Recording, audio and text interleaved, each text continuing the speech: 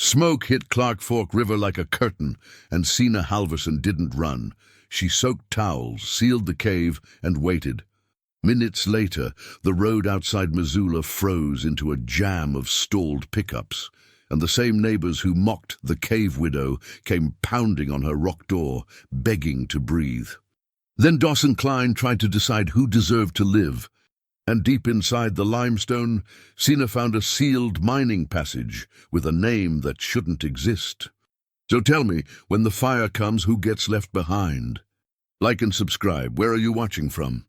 Sina Halverson stepped off the Jefferson Lines bus at the Mountain Line Downtown Transfer Center in Missoula with one rolling suitcase, a thick wool coat too warm for August, and the kind of silence that follows people who've buried more than a body. She didn't speak much, not because she didn't know the words, but because they took too long to climb over the grief. She'd left Surlander 2 months earlier with her husband's wedding ring sewn into the lining of her coat and a notarized deed for a neglected plot of land outside the city, where the Clark Fork River curled past the base of a limestone bluff. "Cash buyers only," the ad had said, which was all she needed to know. Locals had laughed when she started fixing up the cave just off Montana Highway 200, hauling buckets of clean straw, dragging solar lamps bought on sale at Home Depot, and using a rusted shovel to clear drainage away from the mouth. It was like she was building a home backward, scraping it from the earth instead of raising it to the sky. At night, she'd sit inside with a headlamp and a bowl of rehydrated potatoes, listening to the distant sounds of crickets and pickup trucks, telling herself this was not failure, it was choosing not to vanish. On the afternoon it happened. The air was so still, it felt like it had forgotten how to move. People in town were at Caras Park for the end-of-summer food truck rally, laughing with fry bread tacos and huckleberry lemonade in their hands. Sina was reinforcing the interior air barrier with canvas she'd stitched from old curtains. Around 3:20 p.m., a sudden amber light shifted through the entrance. Not golden, not warm, but scorched, strange. She stepped outside and smelled it immediately, dry pine, hot dirt, and something deeper, burning fast and wrong. Her neighbor's old radio, always on low in the distance, interrupted the country music with a crackling emergency alert. Wildfire had jumped containment northwest of Lolo, wind-sheared and racing. Within 20 minutes, ash began to fall like dandruff from the sky. The wind changed direction with a slap, and the people of Missoula, used to fire season but not this, began scrambling. Cars packed Reserve Street. The Walmart parking lot turned into a loop of stalled engines and honking. Someone tried to tow livestock in a horse trailer with a 2002 Chevy Malibu. Sina didn't run. She soaked old bath towels in river water, sealed the cave's entry with wet cloth, stacked crates against the door gap, and carved a trench around the perimeter, just like her father had taught her to do when the peatlands burned back home. It wasn't fear that drove her movements. It was the memory of losing control and surviving it anyway. By 5 p.m., the firestorm was visible from downtown. Helicopters rattled overhead, trying to keep up with shifting smoke plumes.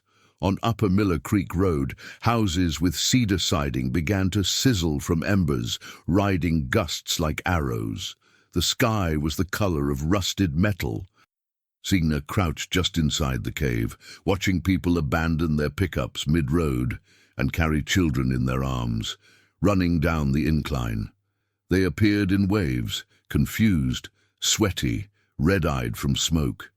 And when the first family reached her, she didn't ask questions. She opened the door flap and pointed to the back. No one hesitated.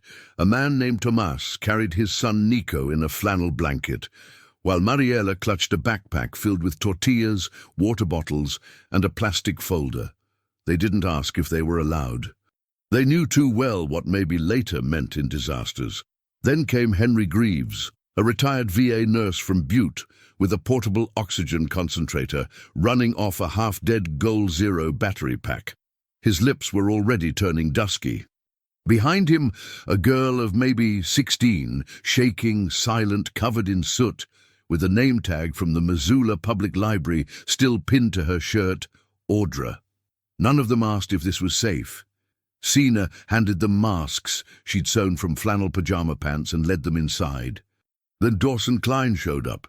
He came with the same entitled stride he wore at the Missoula County planning meetings, where he'd objected to bike lanes and government overreach in the same sentence. He had a bandana around his neck and a portable police scanner in hand, barking updates as if they were orders. Behind him were 3 men he called his people, farmhands and drinking buddies from out past Tura. When Dawson saw the Serrano family inside, his face tightened. "You letting anyone in here, or just the ones you pick?" he asked, arms crossed. His words hit like kindling on dry grass.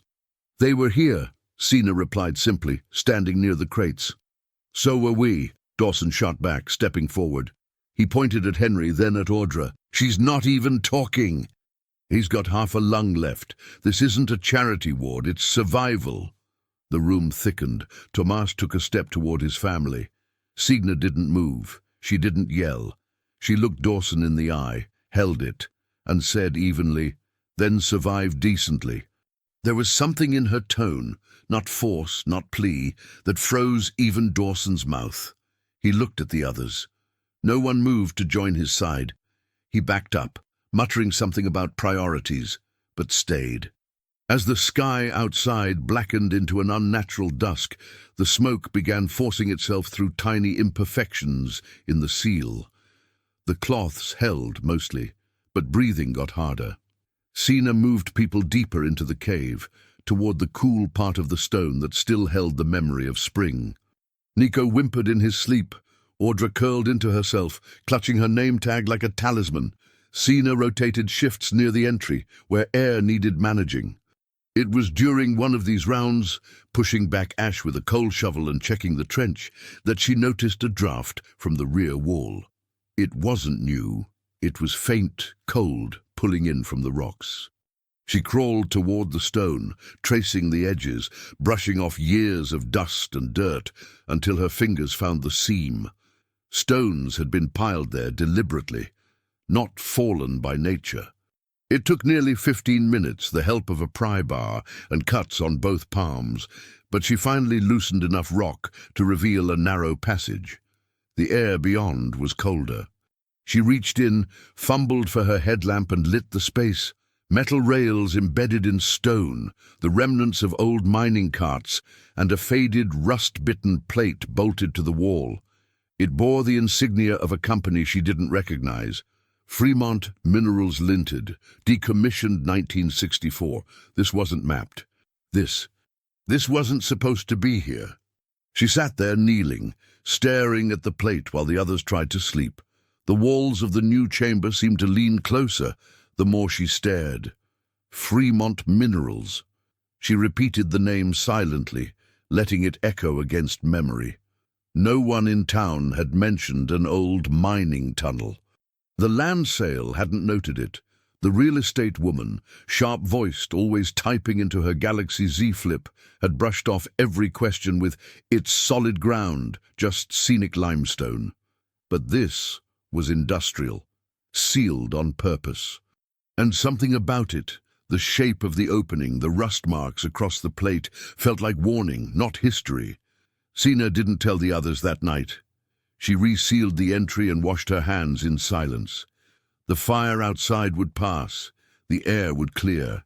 But whatever had been buried behind those rocks was still there, waiting, and she'd need to decide what kind of truth was worth bringing into the light. For now, though, people were alive, in her cave, under her care, and that had to be enough. The fire hadn't just brought smoke.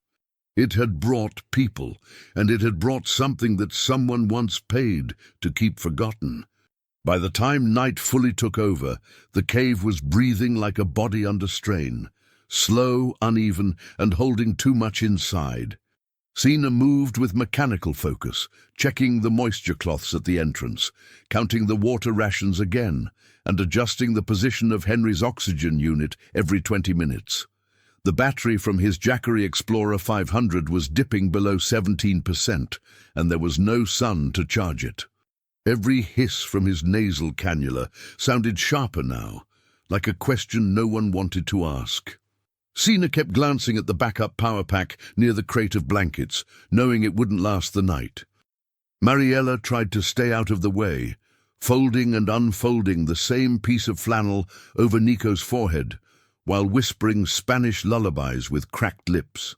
When Sina handed her a peanut butter packet from a meal's ready-to-eat pouch, found years ago in an old ranger's pack, Mariella hesitated.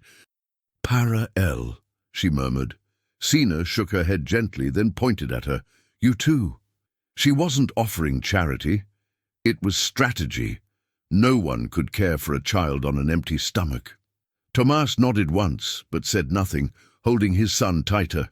Sina noticed that his palms were burned. Second degree, maybe. She didn't ask how. The silence afterward wasn't empty. It was full of eyes meeting and then glancing away.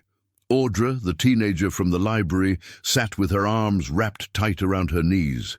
Her body was shaking, but she hadn't said a word since they got inside. The name tag still clung to her chest like a leftover piece of identity, curling at the corners. Dawson Klein leaned against the far wall, arms crossed, scowling like someone waiting for the world to admit he'd been right. When Audra's shoulders began to tremble harder and her breath shortened into rapid gasps, Dawson exhaled loudly. "She's gonna set the rest of them off," he muttered, too loud to be private. "What she needs is some air." "We all do," Sina replied flatly. Then she approached the girl, not fast, not close, and knelt about 3 feet away. From the crate beside her, she pulled out a used can of Red Bull, rinsed and dried. She placed it gently on the ground in front of Audra. "Breathe into this. Slowly. Feel it rattle. Just follow the sound," she said, barely above a whisper. At first, Audra didn't move. Then she reached out like someone underwater reaching for surface light. The first few breaths were shallow, then deeper, then steadier. Dawson said nothing. The air in the cave stayed thick, but now it didn't collapse. An hour passed, then another.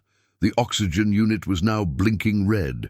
Sina sat with Henry, feeling the uneven wheeze of his chest, and squeezed his shoulder. He nodded, as if to say, "Just a little longer." The fire outside roared in muffled bursts, like war in the distance. From time to time, someone would cough too hard and everyone would freeze. At one point, the wall behind the last line of crates gave a sharp groaning sound, like rock shifting. Not collapse, just movement. Still, people flinched. Dawson stood up too fast. "That's it, that wall's gonna go." "We've got too many in here," he barked. "We should have sealed this tighter. Some people shouldn't even be here." His eyes flicked to the Serranos. Sina didn't stand. She didn't raise her voice. She just said, "We're not cutting pieces out to make you comfortable." Her words hung like weight in the room. "If you want to leave, go, but I won't open that door again." Dawson opened his mouth, but nothing came. He looked around and saw only silence, not support. Even his own men, quiet in the corner, didn't move.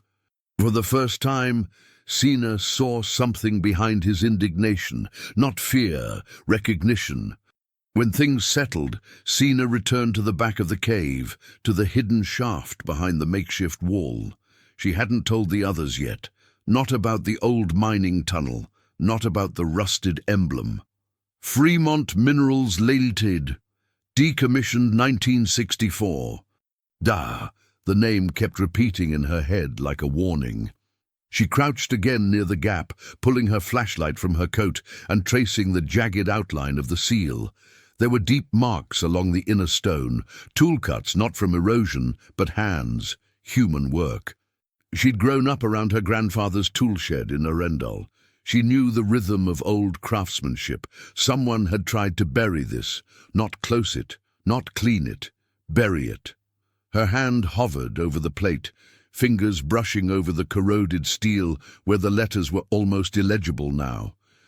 It wasn't just the tunnel that bothered her, it was the secrecy, This wasn't on any local geological map. The realtor from Glacier Realty Group had assured her the land was solid and safe, but this said otherwise. Sina sat back on her heels. The cave had saved them for now, but what had it hidden from them all this time? Sina sat by the edge of the shaft for several minutes, thinking about what silence costs. She had lost a husband, not to fire, not to violence, but to systems that crushed without touching, a denied treatment, a delayed approval, a name too foreign on a list too long. That was the silence she carried, and she recognized it in Dawson now. Different context, same cowardice. He had known something about the land, the tunnel, maybe the company, and he had let it pass. Let someone buy it, let someone live above it.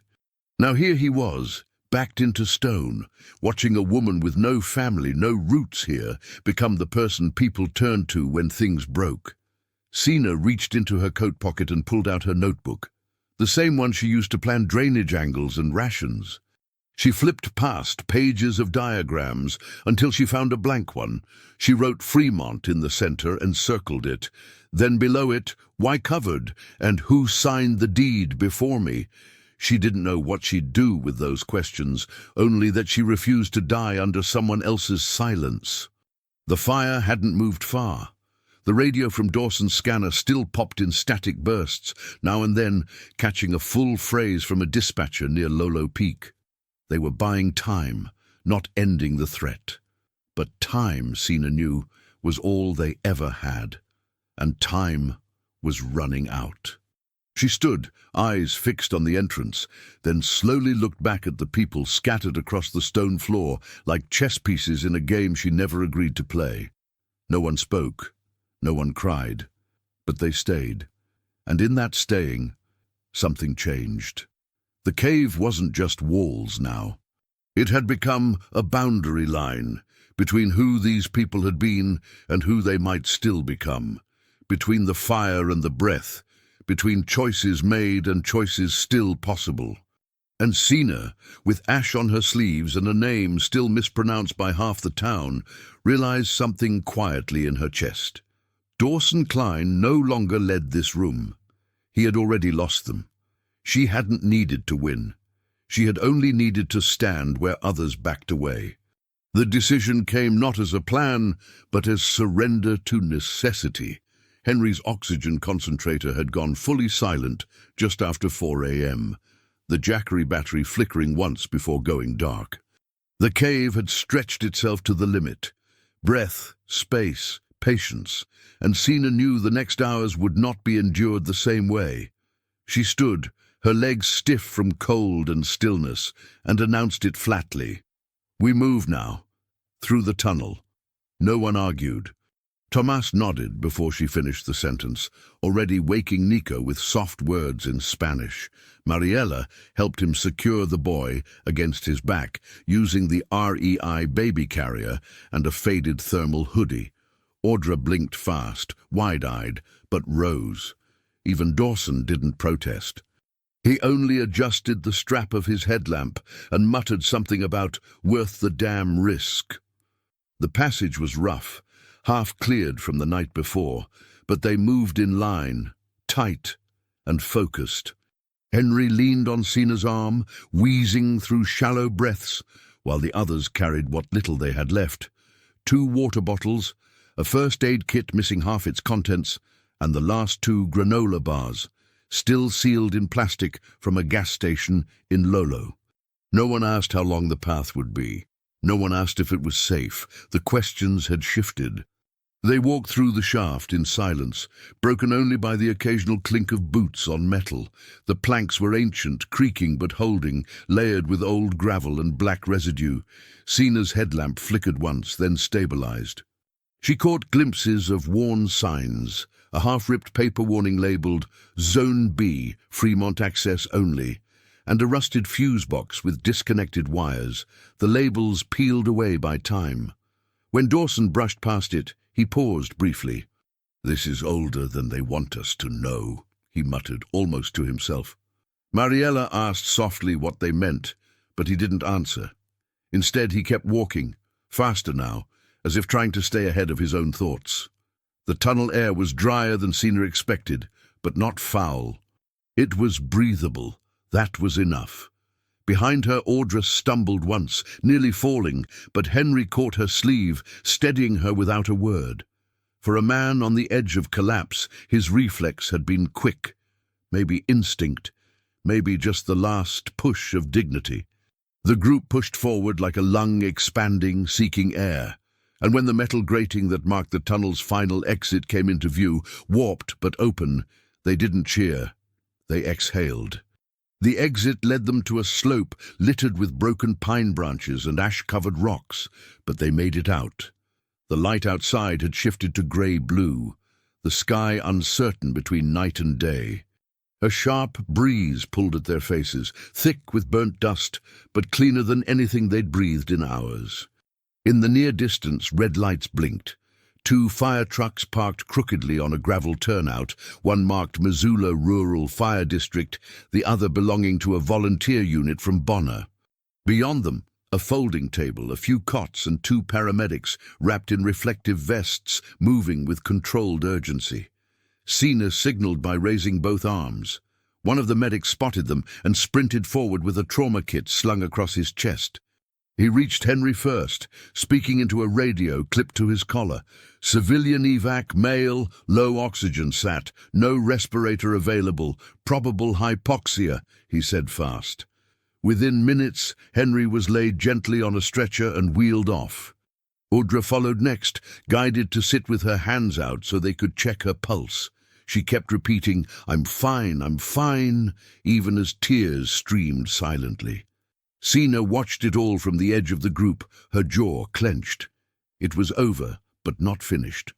Sina's notebook had stayed zipped inside her coat, right against her ribs. It was damp with sweat and river moisture, pages sticking at the edges. When a young responder handed her a foil blanket and a bottle of Dasani, she accepted both, then slowly unzipped her jacket and retrieved the notebook, not to explain, but to verify. The names were there. Henry, Audra, Mariella, Tomas, Nico. Next to each, hand-drawn notes, O2 percentage, signs of dehydration, rotation schedules, even their sleeping positions for airflow. At the end, her drawing. A rough but careful sketch of the metal emblem from the tunnel, the circle around the F, the year 1964, and the degraded text that once read, Fremont Minerals Limited. She flipped to that page, holding it open in the sunlight for the first time. The paper was warped, the pencil slightly smudged, but the image remained intact. One of the paramedics leaned over, squinting. "What's that?" he asked. She answered plainly, "Something I wasn't supposed to find." That was when the older man, clipboard, walkie-talkie, fire crew patch, stepped forward. He looked at the page and didn't blink. His voice was too level. "Where did you see this?" he asked, eyes narrowing. She saw it unfold like a scene she wasn't supposed to be in, a badly timed reveal in someone else's script. The official reached for the page too quickly. His hand moved like it had done this before, but Dawson was faster. His grip landed on the man's wrist, tight and practiced. "Don't," he said. Not loudly, but with teeth. The tension between them was old, Sina could tell, not from this fire, from something before. The official pulled back, now aware of eyes watching. "It's just a drawing," he said, but the lie sat heavy in the air. Sina didn't say another word. She closed the notebook slowly and tucked it back into her coat. The medic who'd been helping Audra glanced at her and then looked away, as if he'd just realized there was more happening than he'd signed up for. The official radioed something in coded tones, then walked off toward the trucks. Dawson didn't follow. He just stared at where the man had gone, jaw clenched, arms still tense. "They'll bury this," he said, almost with admiration. "They're good at that." Sina replied, not in anger, but certainty. "I won't let them." That night, inside the makeshift shelter at Sentinel High School's gymnasium, the group lay side by side on Red Cross cots under industrial fluorescence. The gym smelled of rubber mats, bleach, and the kind of food packed in styrofoam. Local volunteers handed out cheese sandwiches and cartons of Horizon milk, and the flat screen, mounted above the scoreboard, streamed KPX News 10 p.m. broadcast. The anchor's voice was polished, warm. Officials credit geological fortune and quick action for the miraculous survival of 7 evacuees from the Miller Creek fire line. The word cave was mentioned. Underground tunnel was not. A soft clap followed the story, then faded. Audra was asleep, her hand resting lightly on Sina's sleeve. Nico was curled between his parents, still wearing the same soot-covered sneakers from the cave. And Sina sat upright, her coat still zipped, her notebook under her arm like a second spine. She had brought them through. But as the screen above rolled to a weather forecast, and the chatter of volunteers grew again, she felt it. Not fear, but clarity. They hadn't escaped a fire. They had entered a map someone didn't want redrawn, and she was now the cartographer no one had asked for, but who remembered everything. Normal returned to Missoula like a bad habit, too quickly, too quietly. Businesses reopened with half-staffs and red eyes. The Missoulian printed a full-page spread about community resilience over a photo of the fire line's edge, blurred and cropped to avoid showing the worst. But Sina knew what had really happened.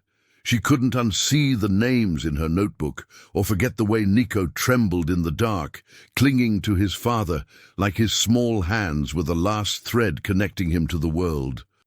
She remembered Audra's breathing, sharp and gasping, just before finding rhythm in a crushed Red Bull can.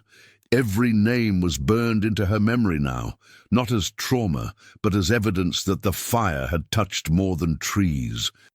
So when the shelter emptied out and people were encouraged to reconnect with community, she went the other way.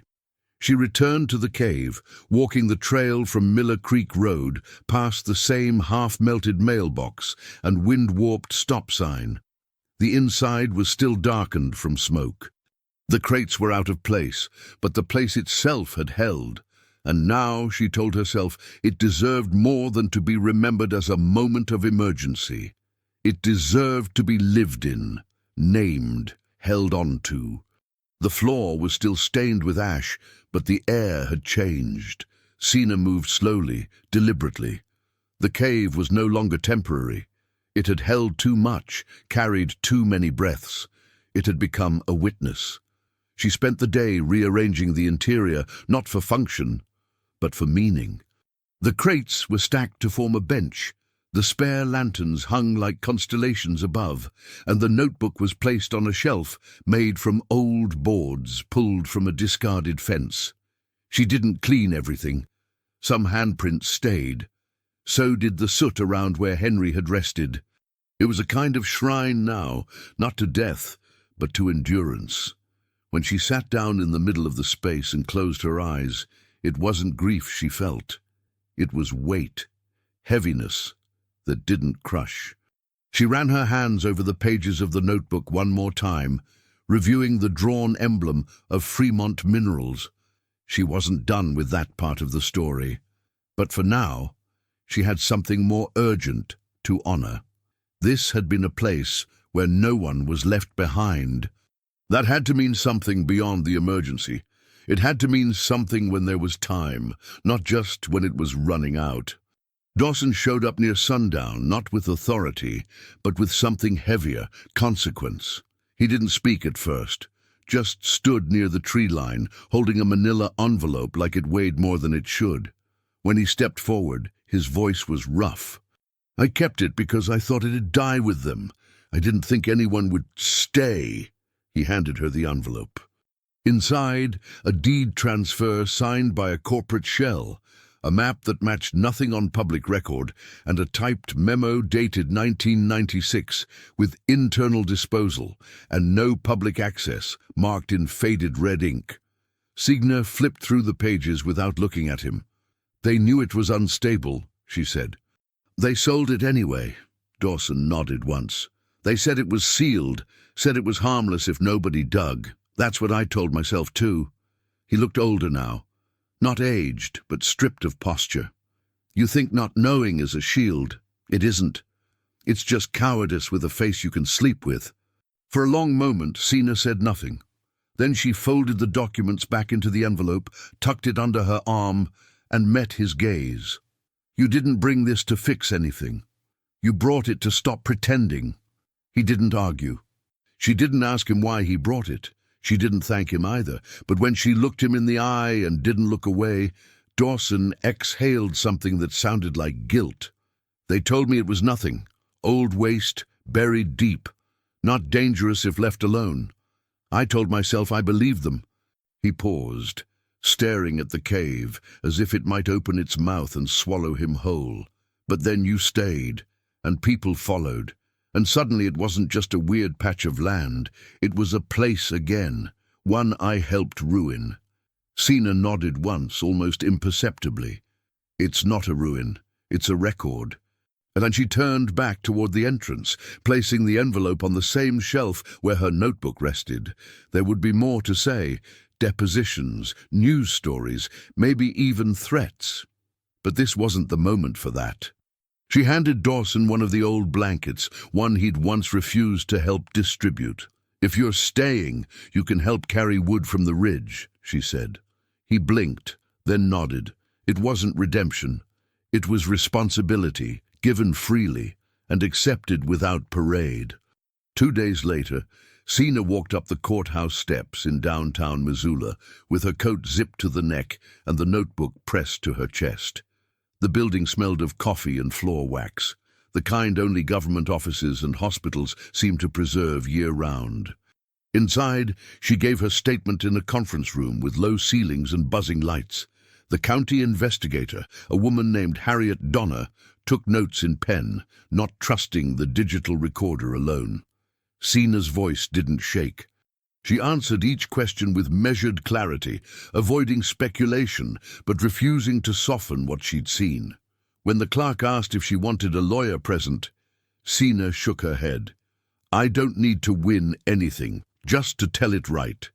When it was done, she handed over the official copies of the memo and map, but kept her own sketch in the inside pocket. That evening, as she waited at the Higgins and Broadway bus stop, a man in a forestry uniform nodded at her in passing. She nodded back. It was small, but it was the kind of gesture that said, "You're known, not loved, not praised, but noticed, and sometimes survival begins with being noticed." It was Audra who returned first, knocking once at the cave's side rock like it was a door. She asked if she could come in, not to talk, just to see. She stood there for a long time, running her hand along the wall where her name had once been written in chalk.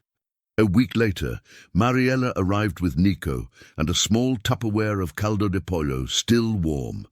"He asked to bring it," she said. Nico stepped forward shyly, holding something in his hands. A wooden plaque, sanded on the edges, with letters burned into the grain. "Thank you for not letting us disappear." The words were crooked, uneven, but permanent.